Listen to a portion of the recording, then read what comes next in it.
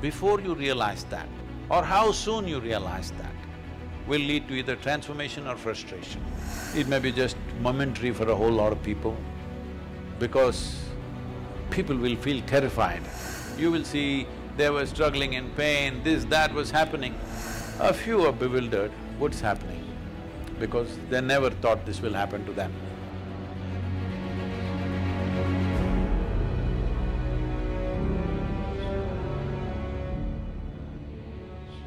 Okay, Sadhguru, I'm going to ask you to move to this poem called Human on page 112. Oh, I like that number.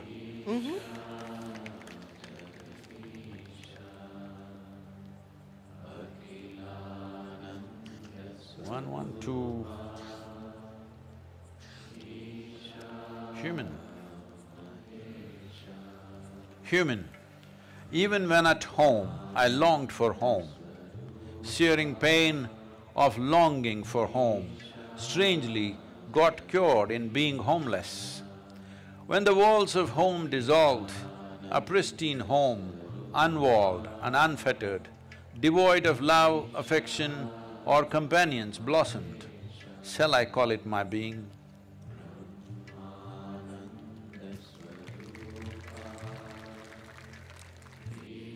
But this is a poem about home, and it is also a poem about… It's a poem about a kind of homesickness, and then it's a poem about a kind of homelessness, and then it's a poem about homecoming.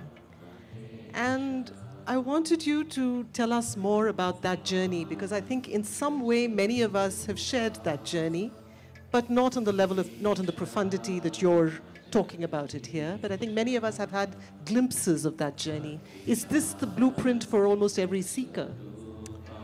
Yeah, I would say there's literally no human being who is not confronted with a thought and an emotion like that, but they manage to brush it aside. It doesn't bother them enough. The pain of not knowing doesn't tear them, that's the whole problem. They come to terms with ignorance, they make a deal with ignorance. They will build relationships where everybody will confirm this is the best way to live. Of comfort, companionship, love, affection. These are all things you're seeking. I know a whole lot of people have raised human emotions to heavens. If you say love, they say divine love. If you say joy, they say divine joy. If you say bliss, they say divine bliss. You don't need any God's help to be joyful, loving, peaceful. As a human being, you're endowed with these qualities. So all those who deprived themselves of that, they either seek God or they settle for a dog. Yeah, usually. Because they want unconditional love, this is a demand. Because the nature of love is such that it's like a flower, if you don't watch it for 2 minutes, it'll fall. It'll wither and fall right there. Either you want to let it fall, or you have to nourish it every moment, or you have to concretize it. That means you take a picture and keep it on your phone screen, or you institutionalize it with marriage or this or that. So essentially, well, I'm not against any institution because institutions are needed in the world to operate, otherwise there'll be chaos. That is a different thing. But you cannot institutionalize joy or peace, like right now we think United Nations is the institution for peace. No, you cannot institutionalize peace. You cannot institutionalize joy. You cannot institutionalize love or anything for that matter. Institutions are functional instruments in a given society. I have utmost respect for them because without it, people, a whole lot of people wouldn't know how to live. You need institutions, there is a government, there is a democratic process, there are variety of things, all right? There are courts, there are parliaments.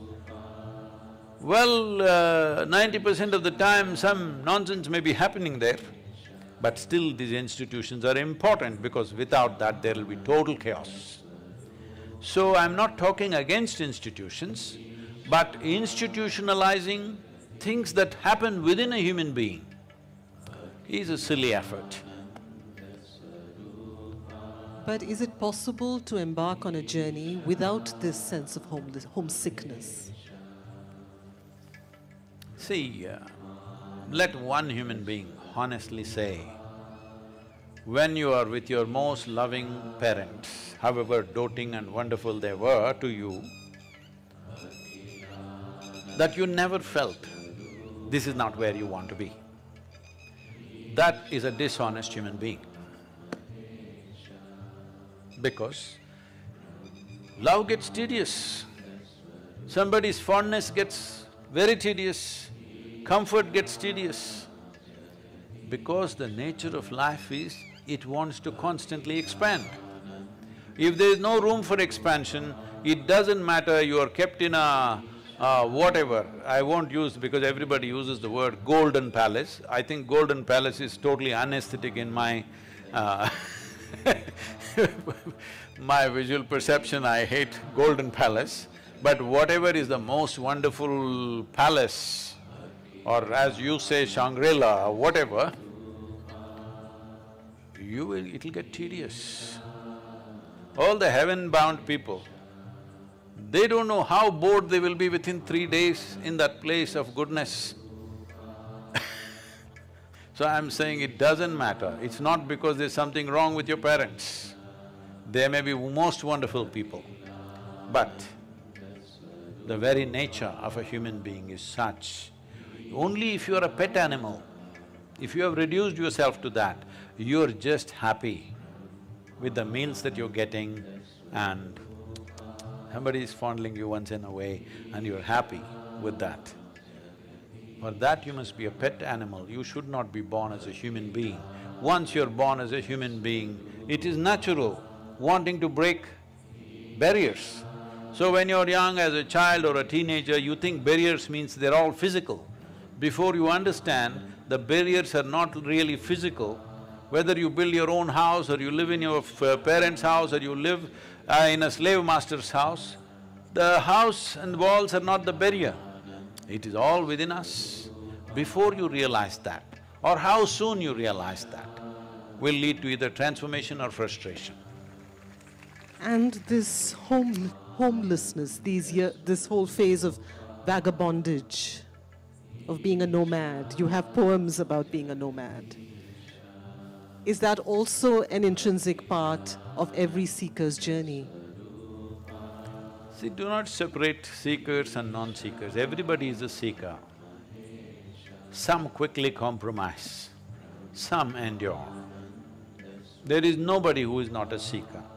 Some seek and forage within their own limitations, some want to seek, some seek in a safe manner, some seek dangerously. But there is nobody who is not a seeker, everybody is a seeker. And therefore this period of homelessness or vagabondage is universal? It may not be a period for everybody, it may be just momentary for a whole lot of people, because people will feel terrified when they feel, if they just look at it and see actually, just the nature of life. Forget about your home. Suppose you left somewhere, I've seen people, when we were children, when we were growing up, Mysore has a Dasara exhibition which goes on for 1.5 months. So this is a place where all the youth will go and hang out and, there are things to eat and a lot of entertainment, shows going on, music going on, various kind of circus elements and all things going on. In this in this exhibition grounds, which is hardly maybe 10-15 acres, maybe 20 acres of land, and full of lights everywhere and shops and stuff's going on.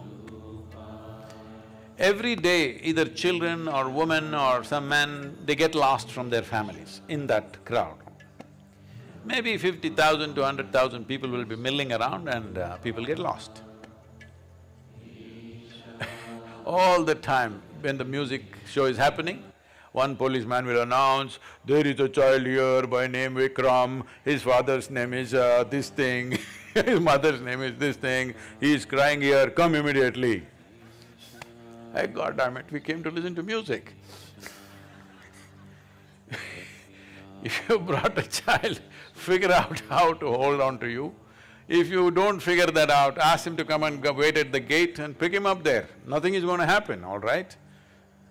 These are not times where great amount of kidnappings happening, anything in Mysore. Nobody kidnaps you in Mysore. At least nobody kidnapped me.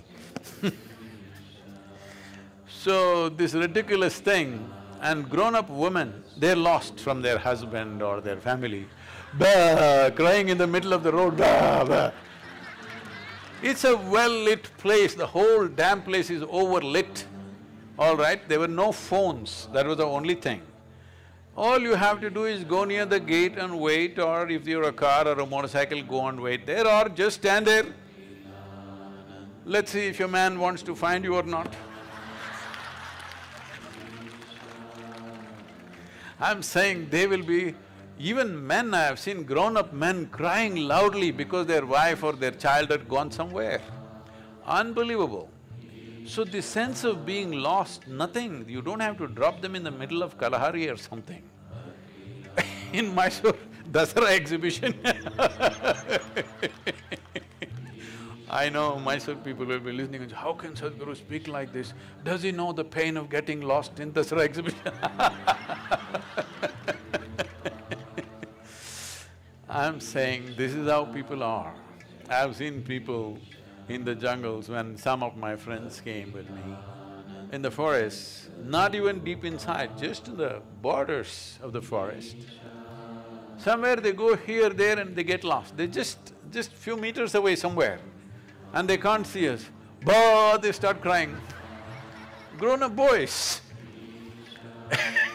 I've been lost in the forest for days and weeks. Don't know where the hell I'm going. I know if I keep walking some road, something will come, because I know how wide Western Ghats are. At the most 150, 200 kilometers if I walk, I will come to the coast or to some city. But in the meantime, you should see how people behave, because for them, nothing big needs to happen. Smallest things, if they lose their wallet, psst. They lose their phone, gone. Everything is gone, all right? So they don't have to lose their life. This is why I said, when a time comes when you're going to lose your body and everything that you know as life, either terror will come when they first realize that, but slowly as life starts ebbing, it gives you a certain anesthetic. This is the nature of life. Because life doesn't just pop out like this, it is leaving slowly. As it starts leaving slowly, you will see there is a kind of an anesthetic, there's a kind of comfort that they come to.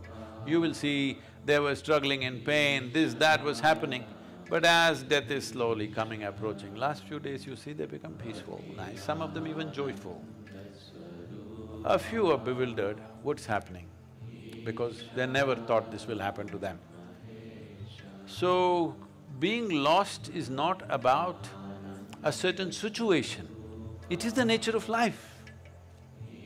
It is the nature of life. You have been given the intelligence to find out what is the nature of life. If you did not have the intelligence, if you were like any other creature, none of them have those problems. They're never lost, they're all fine. Physically, they may be lost in the terrain sometimes, but otherwise they're just fine. They never feel lost. This is the greatest privilege that human being has. You can be lost. Just believe me, if you cannot be lost, obviously you're chained, isn't it? You're chained? Of course. See, these days I've seen, especially in United States, people are taking their children with a… what do you call this? On a leash? A leash, like a dog leash. They can pull it, there is a thing where you can shorten the leash or lengthen the leash according to the traffic and whatever else is happening. A child is running, it's on a leash. Maybe for single mothers it's a convenient way of handling, I can understand, there are no 2, 3 people to run after the child. The mother doesn't have the energy of the child because he runs all over the place. Maybe it's a practical solution, I'm not commenting about that. But one who is on the leash or a chain cannot be lost, isn't it? You need to understand, being lost is a great privilege because you are not on a chain.